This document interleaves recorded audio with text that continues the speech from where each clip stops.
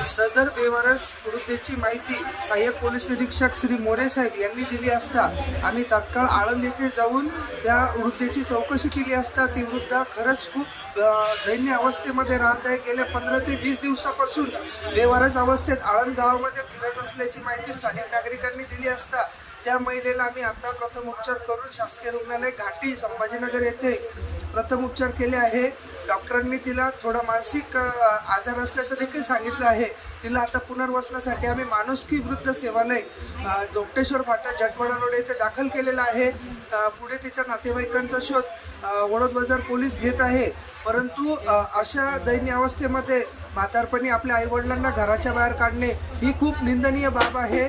आपली साधू संतांची हिंदू धर्माची संस्कृती आहे, जन्मदात्याला आपण असं रोडवरती फेकू नका।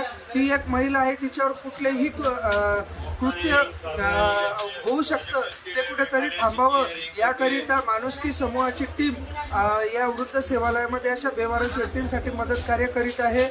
या कार्यासाठी आळंद गावातील पत्रकार आमचे ज्ञानेश्वर भाऊ चोपडे असेल, गावातील सर्व प्रतिष्ठित व्यक्ती असेल, वडोद बाजार पोलीस ठाण्याचे API श्री मोरे साहेब असतील, त्यांची पूर्ण टीम असेल, सर्वांनी मदत कार्य करून त्या आजीला अन्न वस्त्र निवारा पुनर्वसनासाठी योग्य त्या ठिकाणी पोहोचवले आहे।